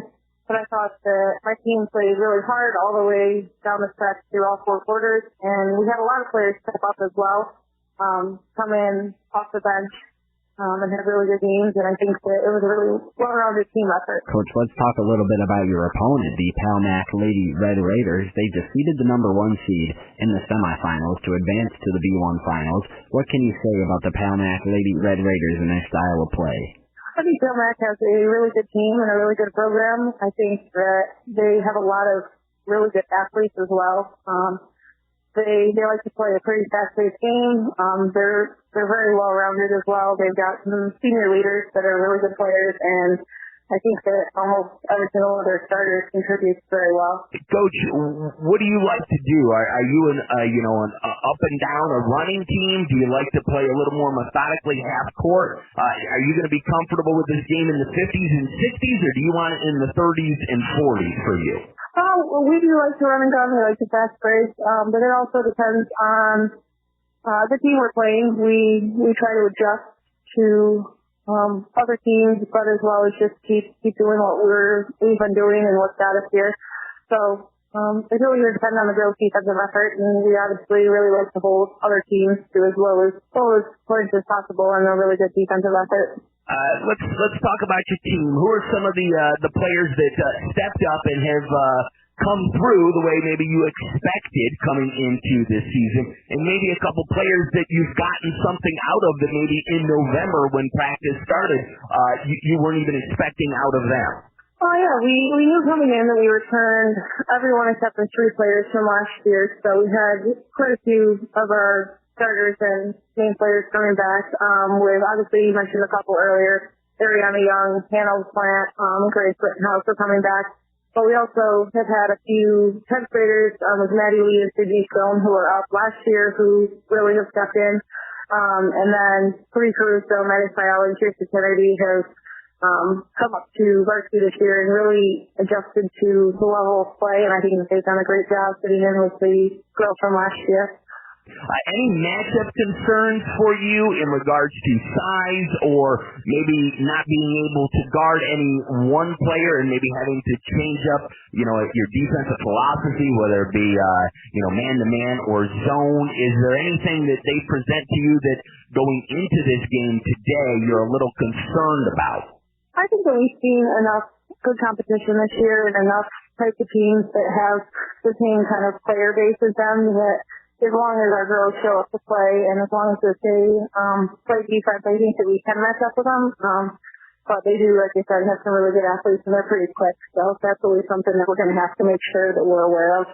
In your 5 seasons, you've gotten the Lady Mustangs to be a predominant powerhouse in the D's and in Section 5. You're looking to go back-to-back. You grew up and played just over the hill from Dansville at Genesee. You played at one of the smaller schools, and you were very successful. Had an outstanding playing career, and your team was successful under head coach Les York. Any major differences with you playing in the D's and now coaching, a B school? Is it pretty much similar, or is the play different at a little bit of a higher classification? I think that it's fairly comparable. I think that a D school can be just as competitive and just as good as a B school. It just depends on what players you have and how much work they put into building your program. A little bit different, obviously, with the program in general. We just have extra girls, I'd say, quite a bit larger numbers and 2 modifieds, things like that have kind of come up that is a little bit different than a B school. Now, you played under Coach Les York. He was very successful at Genesee. He's done a great job of turning around the Genesee Greenwood Lady Redskins. Had a tough loss, fell short against Letchworth in the quarterfinals. Do you stay in touch with Coach York at all and maybe, talk X's and O's with him? And what's one thing maybe you took away from him playing under him that you do now as a coach? Yeah, I talk to Les quite regularly, and we talk about basketball and compare notes and, willing to help each other out. But he's just a great guy, and I'm really glad that he was able to be my coach. So one of the things that I think that I've taken away from him, I know he was really hard on us and pushed us, but I think that his players always knew that he really cared about them, and that was one of the things that I think really helped us to become a successful team was he was able to get the most out of us. Now, you were a great player, as I mentioned, at the high school and college level, and I know some players, even when they retire from the pros or college or high school, when you're such a competitor and you're so good, sometimes you're looking for that void to fill because you can lace them up probably on Sundays in the rec league, but does coaching fulfill that void of playing in that competitiveness and that camaraderie being around the team for you? I think it does. I think it's definitely more rewarding being a coach than it is a player. Obviously, it's nice to be able to do that with your own team in high school or college or whatever, but it's really nice to be able to help a bunch of girls be able to reach success and see them get a lot of fulfillment out of it and have a lot of fun playing the game. And now, there's 4 games here today, 1, 3, 5, and 7. You're the first game. Do you like that? Do you like getting right off the bus and being the first ones and not having to sit around and watch other teams? Or would you have preferred maybe to be one of the later games and not have to be the opening act? No, I like it. I think the girls are going to get up and be ready to play. I think that they wouldn't like to wait all until 5 p.m. So hopefully it'll be a good thing. Finish this sentence for me. If we do blank, we'll win today. Play good defense and rebound. All right. Well, listen, Coach, congratulations on another outstanding season. You're 20-2, looking to go back-to-back. Any assistant coaches or anybody behind the scenes or part of the program that you'd like to give a shout-out and mention to that helped you throughout the year? Yeah, Mike Douglas. He's my JV coach and my assistant. And he puts in a lot of time, and he does a great job with the program as well. Listen, Coach, thanks so much for joining us, and hopefully your season continues. Best of luck today against the Palmac Lady Red Raiders, and maybe we'll chat with you down the road. All right, sounds good. Thank you very much. All right, there you go. Head coach of the Gainesville Lady Mustangs, Kristen Kirchner, in her 5th season, looking to go back-to-back in the Bees, and they will kick it off today here at Gate Skyline, taking on the 4-seeded Palmac Lady Red Raiders. It's the LCAA against the Finger Lakes in Class B. Let's take a break. We'll be back with more of the Joel Oriend Show on 92.1 FM, The Team. Local sports are here. Patrick looking to pull the trigger on 3. Listen out front. McDaniel will, though. Got it from downtown. McDaniel with a huge 3-pointer. Local sports. Wyatt going to give it up underneath. Underneath the goal. Nice little floated by underneath for 2. Local sports. 92.1 The Team. I am a non-attorney spokesperson representing a team of lawyers who help people that have been injured or wronged. If you've been involved in a serious car, truck, or motorcycle accident, or injured at work, you have rights, and you may be entitled to money for your suffering. Don't accept an offer you get from an insurance company until you talk to a lawyer, and we represent some of the best personal injury lawyers you can find. Tough lawyers that will fight to win your case, and they're so good they stake their reputation on it by only getting paid if you win. So if you've been in a serious car, truck, or motorcycle accident or hurt on the job, find out today for free what kind of compensation you may be entitled to. Call the legal helpline right now. 800-791-4478. 800-791-4478. 800-791-4478. That's 800-791-4478. You don't have to wait for amazing deals on a new floor. Get spring Black Friday deals right now at Lumber Liquidators Flooring. This week, save up to 35% on gorgeous hardwood and waterproof vinyl floors. Plus, you can arrange for installation by professional independent contractors. And with special financing, you can get started today. These are the floors homes are built on. Lumber Liquidators Flooring. Twice a Twice a year, something extraordinary happens. You get access to exclusive Dell employee savings. Dell's semi-annual sale is here, and uncompromising designs are now yours for less. Save an extra 17% on Dell and Alienware computers with Intel Core processors. It's time for you to upgrade to new, modern devices with Windows 10. Save on a wide selection of top-brand electronics and accessories, plus free shipping on everything. Call 800-BUY-DELL or visit Dell.com/semi-annual sale. That's 800-BUY-DELL. The forecast is brought to you by the Village Cafe on Route 36 in Oakport, open 6 a.m. to 8 p.m. Monday through Saturday, and Sunday 6 a.m. to 2 p.m. Serving breakfast, lunch, and dinner with daily specials. The friendly staff at the Village Cafe will be happy to see you. We should see a good deal of sunshine this afternoon across western New York. Temperature in the mid-30s. Clear skies overnight. Light winds. Temperatures drop off into the low to mid-20s. A much milder day Sunday with plenty of sunshine, mid-50s by mid-afternoon. Partly cloudy, mild or upper 30s Sunday night. Partly sunny, mild Monday, 55 to 60. Showers, mid-50s for Tuesday. I'm meteorologist Doug Webster.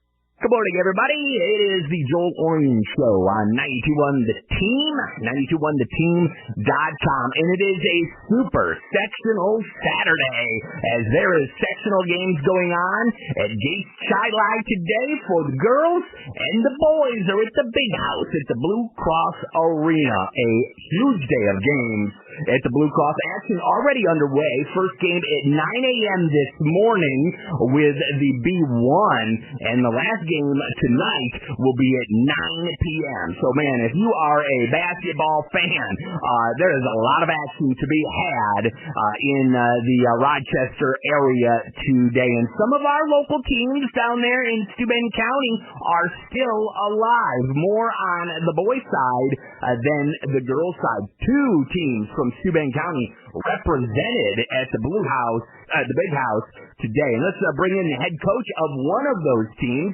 They are the number 1 seed in the Class D1 brackets, and they've made it look fairly easy to dance their way to the finals once again. He is in his 5th year as the head coach of the Avoca Tigers. It's Coach Mike Stowe. Coach, thanks so much for joining us. Oh, it's my pleasure. Thank you. Coach, first of all, you guys have had a tremendous season, only 1 loss on the season. Just give me your overall impressions of the season. Now, you know, from afar, if you're not in a part of Tiger Nation, I think maybe the thought would be, well, maybe the Tigers stepped back, had a great season with Ledre. He graduated. You know, he was a great scorer, a great athlete. Maybe Avoca would take a step back a little bit this year, but you guys have actually gotten better this year. Is that what you had expected coming into this season? Well, yeah, and just probably like everybody else, we weren't really sure what to expect. We not only lost Ledre, but we lost Nathan Nunn, so it was almost 41 points a game. But that fateful day there a year ago when we lost to Mount Morris in the finals, 2 days later, the boys came to me and said, let's get back to work. And it's just amazing the amount of hard work these guys have put in the off season. And I've always said that championships really are won between March and November, not November and March when it comes to basketball. So these guys have worked extremely hard. So, you know, it might have been a little bit surprising to the public, but, you know, as their coach and as somebody that has known this group of kids their whole life, I'm not surprised with the success that they've had. They deserved it. They earned it. And they're working real hard to try to bring one home today. What you said is very true. I hear it ring with a lot of coaches when they talk. The championships are won in the off-season. You hear that from Section 5 greats in football, Gene Maston, Wayne Carroll, that, you know, it's won in the summer and in the winter, lifting weights. You can't just walk onto the field and expect to win. Now, you were a player as well. Obviously, there's a lot more things that are out there for kids today, a lot more distractions, a lot more things to get involved in. So, have you found that it's harder to get them to participate, or is this an aberration when they come to you and say, hey, Coach, we want to get back in the gym and we want to work at this? Because I've heard a lot of coaches say, you can't want it for them, they've got to want it. And that's exactly true. But with this particular group of seniors that we have, I mean, we have 9 guys on the roster, and 8 of them are seniors. 7 of them have basically grown up together, and I've coached them in all different sports growing up, right since they've been 5 years old. So it was no surprise that they came in this season or came into the off season with a little bit of a chip on their shoulder because of the fact that we lost Nathan and Ladre and coming off that loss last year to Mount Morris. So they wanted to prove to themselves really that they were capable of doing this, and boy, have they ever. Let's talk about your win in the semifinals over Honeoye. You dispatched them fairly easily. Your thoughts on your team's performance in their last game?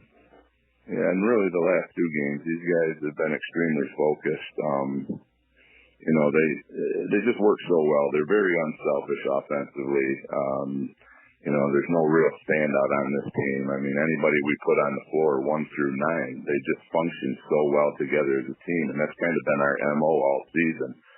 So, we've really focused our efforts on the defensive side of the ball, and these last 2 games in sectionals, they've really picked it up on that side of the ball, which generates the offense, moving forward. So, when you look at this team and you get ready to go into the finals against a very good Genesee Valley team, if you were on the Jaguars squad as a head coach or an assistant, if you had to scout your own team, what are the major strengths and if any weaknesses? Fast. Team speed is unbelievable. We pass the ball so unselfishly. But really, the coaching carousel or the coaching, we all get together, we all talk a lot, after games, before games, and there's just no secrets in this business, and everyone says the same thing, that just collectively as a team, we are extremely fast. Let's talk about your opponent here today, Genesee Valley out of the Allegheny County. They are 18-4, a pretty good team. You've not faced them, although you do have a couple common opponents. They did play Prattsburg this season, and so did you, obviously, a couple times. What do you know about your opponents here today, and what do you expect from them? Oh, they're unbelievable. We actually played them last year in the semifinals to a 2-point game. They're big, they're well coached, and they're just a solid all around team. I mean, they're here for a reason. They've earned every bit of it, and their size is something that we're still trying to figure it out leading up to game time. But their front line, I believe, is 6'5", 6'5", 6'5". So we'll see what we can do. Finish this sentence for me. One of these sentences. You pick. If we do this, we'll win, or if we don't do this, we won't win. I think we just need to do what we've done to get us here. And that's just play unselfish basketball and run, and try to get lucky on the defensive end from time to time. Coach, I want to talk a little bit about Jonathan Jensen, the senior foreign exchange student out of Denmark, and the job he's done coming in as a foreign exchange student and fitting in pretty much seamlessly with these seniors on the floor. Can you talk a little bit about how he was able to come in and gel with these seniors on and off the floor? Yeah, and really it was seamless. He was introduced to my son Devin a day or two after he got here, and they became instantly best friends. And so Devin was able to acclimate him with the rest of the guys, and by the time our first practice rolled around in November, and Jonathan was just one of the boys, and then there really was no transition. It was very seamless, and he's just he's a great basketball player, but he's even a better kid. I mean, he just like the rest of this team, they're just a great group of kids with a great group of family members. Let me ask around them. Oh, absolutely. And it's just been incredible to watch him and the team grow and improve. So you guys dealt with this last year. You went to the big house last year and played Mount Morris. So the seniors obviously played there last year. Do you think, so maybe it won't be as big of a factor. I always asked this of Jim Burke when he made the trip to the big house with Prattsburg, which seemed like they were there a lot. You guys play in gymnasiums where there's only sometimes bleachers on one side, maybe two. Normally not bleachers or anything behind a hoop. Maybe you'll get a stage every now and then or something. I think maybe Bradford has on one end, maybe some stands. But let's talk about the arena in shooting. Is it difficult to adjust going from a gym like Avoca or Plattsburgh to a huge arena like that with depth perception on their shot? Yeah, and that's one of the things that we focused on this week and reiterated to the guys. You know, as a player, I've played there and shot there, and as a coach, I've coached there. You know, during the warm-up period, 15, 20 minutes before the game, focus on the shot that you may take during a game and get used to it that way. But, really more so when you're playing here in Rochester, it's not so much the depth perception and the size of the floor. It's the lack of crowd noise that you don't necessarily get because of the way the stadium is set up. Right. So, you hear the squeaking of the sneakers and you hear the coaches yell, and then, you really got to focus more on your own energy level, and you can't rely as much on the fans because you don't hear them as much. Yeah. Now, obviously, there has been a drop in Avoca basketball until recent history. Do you believe last year any part of that wasn't an awestruck moment being on such a big stage in that place, and that maybe being there last year is going to really help this team? I'm not a believer in that stuff. Bottom line is we showed up there last year and we got beat by the better team. They played a really good game, and they game planned for us. And bottom line is they beat us. There might have been those nerves. I'm not necessarily seeing it with the guys today, but just bottom line is we lost, and we're using that as motivation going into the day. Coach, when you look at this Avoca roster, there's only one player that's not a senior, and that's Pacey Hopkins, which can be a good thing because it gives you that kind of win now, leave it all on the floor mentality. But when you look ahead being in that situation, what do you see in the future for you as well as this program? That's the topic that's been up for discussion this whole year. We've had to combine some sports with Bradford throughout the course of the year. Moving forward, I'm not quite sure where this program goes, to be honest with you. And it's just a numbers game, and, we leave that up to the school districts to figure that part of it out. But, I'm enjoying what I'm doing, and God willing, I'm here next year. And, if the program keeps moving forward, I hope to be part of it. So you've been around the program for a long time. You're a graduate of Avoca. You were on the great Marv Skillman teams that made it to the States and won sectional championships. Coach, there was a lot of turnover with coaches. A lot of guys came in, had their own ideas, had their own programs, their own systems. It never seemed to catch on. What do you think made you different? Is it just you lucked out with this crop of kids over the last few years, or was it something you did that revitalized this great program that had kind of suffered through the 2000s and early teens? Yeah, I think it's just the familiarity of the kids with me. Growing up, I mean, as a head coach, you can never take all the credit in the world. We got a great staff. And again, it just goes back to the kids. They're just one of the best teams I've ever coached. Not even about wins and losses. It's about just them in general. I mean, I can't express it enough that they're just a great, awesome group of kids. Yeah. And I'm just proud of them. Whatever happens today, I'm just proud of them. My last question, I never got the opportunity and the pleasure and the honor of interviewing and meeting Coach Marv Skillman. You played for him. People talk very highly of him. What is one thing you maybe took away from him as a player that maybe you use as a coach or has rubbed off on you as a coach today?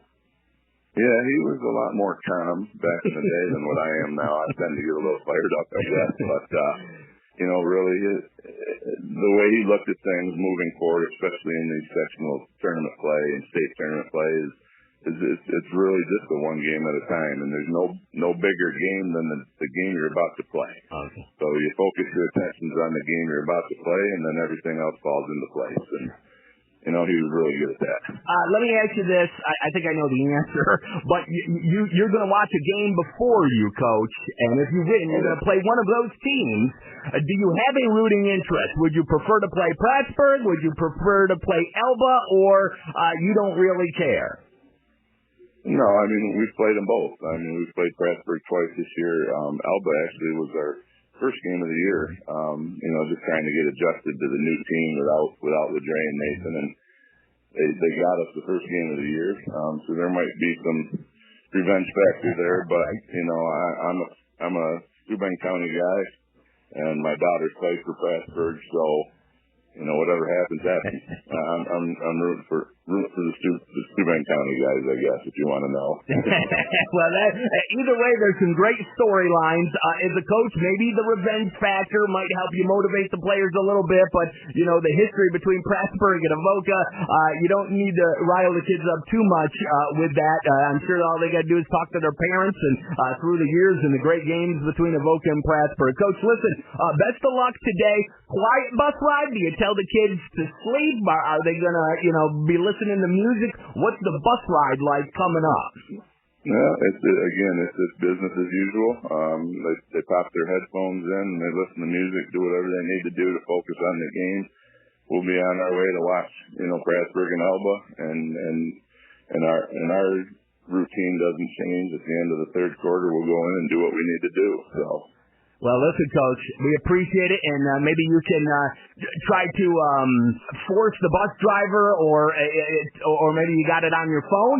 You can tune in to the show right here, 92.1 The Team, 92.1theteam.com, and the Joel Oriend Show, while you guys are headed up here to the big house. If anything, will put those kids to sleep and make them sleep like babies. It'll be listening to this show on the way up. Coach, best of luck, and maybe we'll get a chance to talk to you next week. We appreciate it. Mike Stowe, head coach of the Avoca Tigers. His ball club in action today at 3 p.m. against Genesee Valley. Hopefully they can bring home the crown to their town. Been a long time since the hardware has resided in Avoca, late 80s, early 90s. But Coach Stowe has revitalized that dormant program. Got him to the finals last year at the Big House. The Blue Cross Arena came up short against Mount Morris.